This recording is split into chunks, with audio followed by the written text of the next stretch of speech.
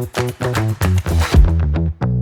everybody, really excited to bring you a parkour documentary tier list today and just nerd out on some of the most classic parkour documentaries in the game. So, without further ado, let's get started. First up is the OG Jump London. This is the documentary that really introduced the non-French speaking world to parkour. Infamously, it's where the word freerunning was coined allegedly by Seb Foucan, but really by the production team to describe parkour to an English-speaking audience, because in very British fashion and American fashion, let's just create a new word to describe a word that sounds too French? Question mark?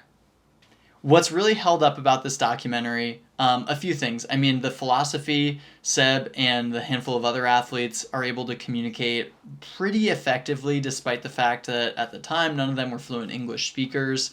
The cinematography, well, I don't think it really highlights parkour that well, is beautiful. It's really interesting to kind of see what parkour looked like on screen before we developed our own visual language. And you see that again in Jump Britain, which is the next one I'm going to talk about. Another cool thing that has held up is seeing parkour in some of these really iconic locations. So because it was one of the first ones, they were able to get some really cool location permits that lead to some iconic movement moments. On the downside, I think because of the language barrier, because of the kind of confusing visuals at times, and just because of the fact that it was the first one, this film doesn't really hold up as well as some of the others on this list on rewatch. So despite being the very first one and introducing so many really well-known practitioners to parkour, I'm going to go ahead and put Jump London in the B tier. So after Jump London in 2003, you have Jump Britain in 2005, and this is a direct sequel. And I'm going to just go ahead and say Jump Britain is a better film. This is an A-tier film for me, and there's a few reasons. Visually, it feels very, very similar. I think that at this point, Seb's had a little bit more time to practice his English. The philosophy and the community have developed significantly, so you get to see a few more practitioners, both from France and from the UK, kind of the original Urban Free Flow team. Folks like Blue are in there, and that collaboration between the UK and the French practitioners creates some really great moments. I think my favorite one that still really holds up on rewatch is this gym sequence where Blue is trying to do kind of like a Kong front to cat. Seb's like, no. Nah, that's impossible. I think it's impossible. Blue hits it, and then Seb gets up and finally hits it after giving it a bunch of tries. And you're really seeing for the first time kind of the passing of the torch from the original French practitioners to the next generation.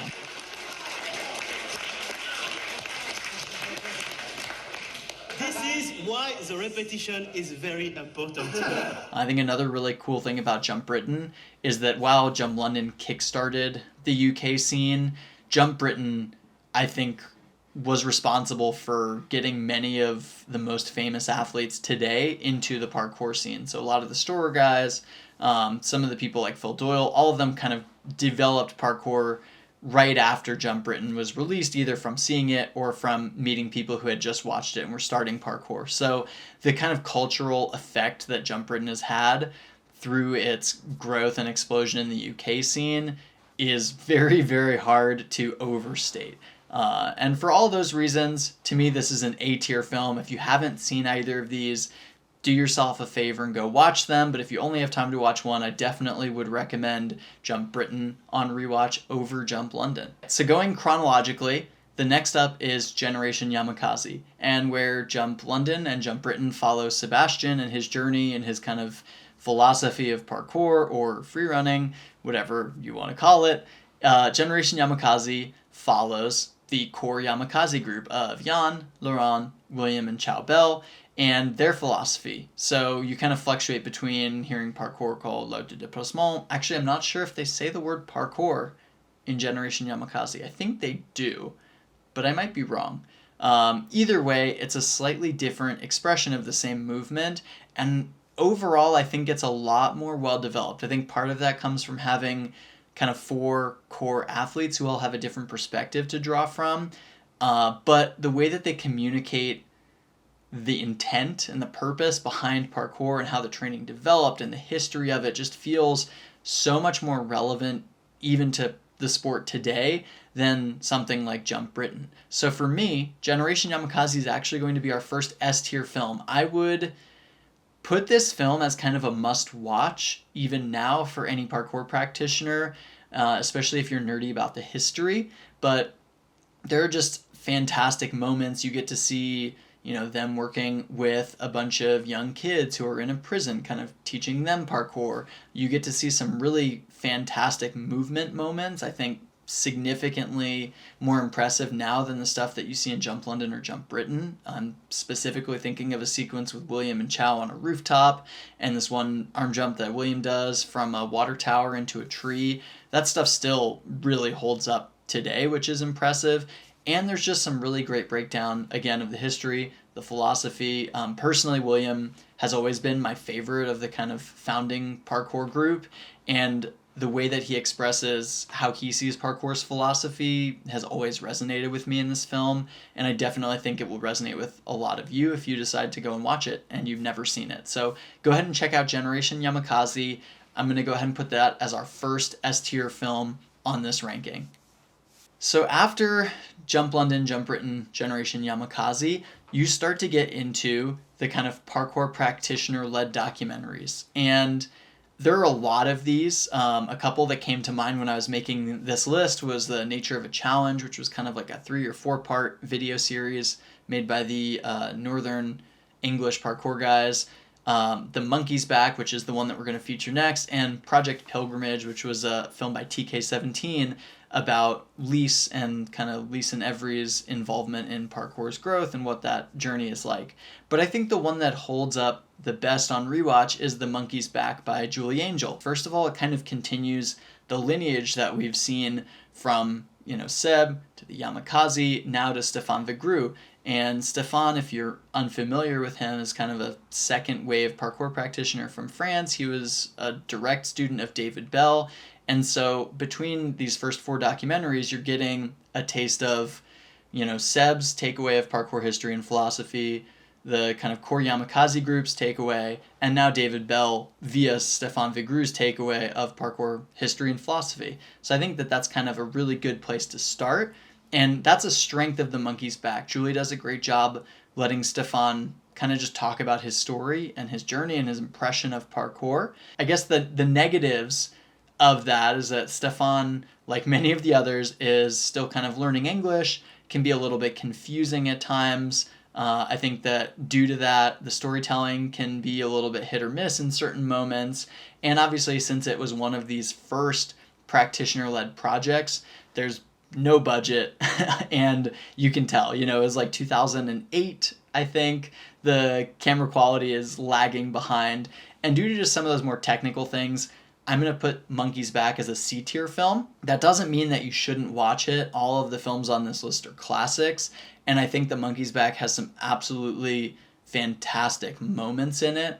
But you can tell that it's kind of in the beginning of this learning curve of us as a parkour community learning to tell our own story. So to me, it's an incredibly important film because it's part of this first wave of practitioners telling the story of parkour themselves, not letting a professional director or producer tell that story and making up words like free running. But also because Julie Angel was such a huge voice in the development of kind of parkour's visual storytelling in the early and mid 2000s, and really the only woman who was creating content publicly and contributing to that conversation in the international parkour scene. Next up on our list, we've got People in Motion. And this one was released in 2012. It's another actually the first American piece that we have on here. And it had a pretty big international splash. I definitely remember when it came out, it got a lot of press attention. Well, relatively speaking, at least it got a lot of press attention. It got a lot of recognition in the international community, but I don't feel like it has had the same staying power in the community that some of these other documentaries have had. And in some ways, I think that's a shame. So I'm going to go ahead and put People in Motion actually as an A-tier film. And I'm going to put it behind Jump Britain, but just barely, because other than its cultural impact, I think it's a better film than Jump Britain in most ways. The negatives, I'll say right now, the cinematography is lacking in a couple areas, and that's something that Jump Britain does a fantastic job of, is that kind of the visual portrayal of parkour. But despite that, People in Motion has some really beautiful cinematographic I don't even know how to say that. Despite not being quite as well filmed as Jump Britain, I think in every other aspect, People in Motion is fantastic. I mean, the movement to this day still holds up, with athletes like Paul Whitecotton doing insane things. It has some really great storytelling moments. It does get into the kind of personality of the athletes, which is really great to see. And you get a look at the American scene kind of in depth for the first time. And it definitely has a different vibe and a different aesthetic than the French scene or the UK scene, which is kind of where we've been living in these previous films. So while there are areas that could have improved, I think that the kind of travel narrative that they go for, to me, doesn't really work. I would have loved to see them tie that into the story more, as opposed to having them just go places, and there is a little bit too much movement and montage. I think People in Motion is definitely an A tier film and worth a rewatch, especially for some of the kind of nerdy parkour philosophy moments, and especially the movement. I think everybody is going to be familiar with the next entry on this list.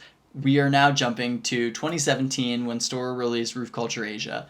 And while Storror did have a theatrical release before this with Supertramps Thailand, I think that no one would argue RCA is not kind of the pinnacle of their feature-length projects, at least of the ones that are publicly available. We'll get into that later, right now. So let's get this out of the way. RCA is the best film on this list by far. It is an S tier, definitely ahead of Generation Yamakasi.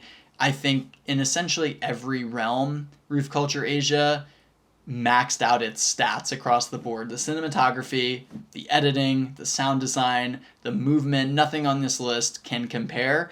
And you'll see that many of the documentaries we will talk about later on still struggle to kind of live up to the legacy that RCA had.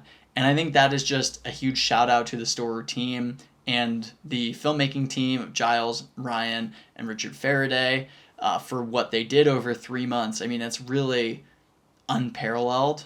I think it's fair to say in parkour to this day, there are a couple projects that maybe you could look at and say are almost kind of in that same tier. But when you look at the holistic package, how they were able to make the storytelling work, how they created a structure that integrates kind of the unique aspects of each city. So you have this high at the beginning of Hong Kong, and the Callum doing that iconic Chungking running precision. Then you go to Tokyo, and they kind of dig into how the sort of more formalized, strict culture of Tokyo influences their struggle trying to find spots, and how they have to then focus on ground training. And you get a chance to see what that looks like in the context of going from these rooftops to the ground, and then going back up and finishing in Seoul with this other kind of high moment, and the kind of team hitting some crazy iconic running roof prees. The structure of the story, how they integrate the places, the movement, it really is just insane. So if you've not rewatched RCA recently, it is now available on Storror Plus, as I believe is Supertramps Thailand, so you guys get a free plug there. Not that you need it from me, but definitely go and check out RCA. I mean, I probably rewatch it every year, just because it is, to me, the peak of parkour storytelling. Or is it? We'll see. After Roof Culture Asia came out, there were a lot of projects in parkour that were either narrative or kind of in the action sports film arena that went feature length. And I'm talking about ones like the Breach film, Project Next Gen, Soul Destroyer. A lot of these, unfairly, I think, did not do very well, at least in terms of revenue or potentially even viewership, although I'm not totally sure about all those numbers. And I think that's because we in the parkour community got very lucky that an incredibly talented and dedicated team of creatives and athletes put together something early on in the history of our sport that stands up to things that, for instance, Red Bull are creating in skiing or snowboarding. That's insane.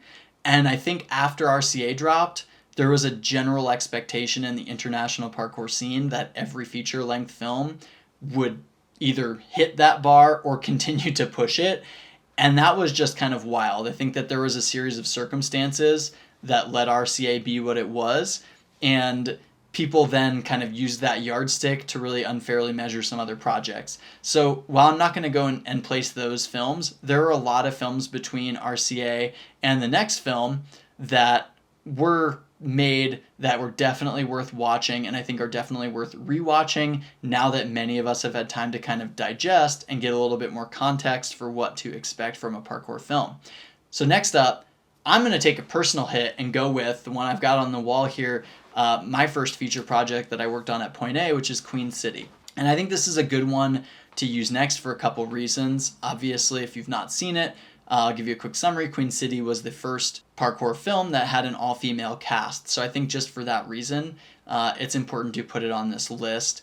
Being the first parkour film that kind of digs into the differences of how female parkour practitioners train together, create art together, and tell their story. And I'm going to go ahead and, this is hard, I'm going to put Queen City as an A-tier film. I thought about this a lot and rewatched all of these in kind of the making of this. I am going to put it ahead of Jump Britain and ahead of People in Motion. And I'll start with what I think is worse about Queen City. I think that the cinematography, no one will probably argue, is a little bit weaker. It was obviously less planned and had a little bit less time than productions like Jump Britain and People in Motion. I think that shows. So I definitely think that a fair critique of Queen City is that the cinematography doesn't hold up to something like an RCA or even a Jump Britain or People in Motion. That having been said, I think that the overall storytelling, the way that you get to see different athletes interact with each other, have different philosophies around parkour, the maturity that the athletes are able to kind of present their stories, their history with the sport, and their relationship with the sport and how that's evolved, I think that makes Queen City feel a bit more mature than Jump Britain or People in Motion. And I think it also makes it a little bit more digestible for a non-parkour audience, especially now where something like Jump Britain does feel dated. People in Motion definitely is a little bit more hyper-masculine. To me, Queen City feels like a bit more of a balanced film. So while I don't think that it holds up to something like RCA in terms of production quality or even in storytelling, I do think that Queen City is an A-tier film, and I think part of that also is the cultural impact that it's gone on to have by inspiring very successful pieces like Gate Crasher, which was directed by Renee Dombley and Lisa Schneider, and has done really, really well on YouTube. So while it does have a couple of flaws that maybe would put it behind some of these other A-tier films, I think its strengths carry it forward in terms of how relevant it is now in our community and going forward. In a similar vein to Queen City, we're now getting into a space where there are a lot of documentaries to choose from. And I would not say that this one is a classic in the same sense some of these previous ones are a classic, but I think it is just as relevant and just as important, and that is The City of Bridges by the Los Que Saltan parkour crew in Bogota, Colombia. I really wanted to include this one because it's the first piece that I think penetrated the international scene from the South American parkour community. It's the first feature-length piece from the South American parkour community as far as I know of, and that is so important. The South American community has been massive and killing it since 2006, 2007. I think Mexico City, Chile, Argentina have some of the biggest, most active parkour communities in the world. And a lot of times they are very underrepresented in what the kind of North American Eurocentric parkour community talks about. Ciudad de Puentes, or City of Bridges, was really the first feature-length film to get out there and expose a lot of European or North American athletes to a wider crew in Bogota, Colombia. It's got fantastic diversity of movement. It's got some really, really great storytelling moments. I am going to go ahead and put this as a C-tier film. All right, I'm contradicting myself here. On rewatch, I'm definitely going to put City of Bridges up as B tier. I think it's kind of unfair to compare it to monkey's back. And I actually think that it's a better film than Jump London. So I'm going to bump it up 2 spots to the top spot in B tier.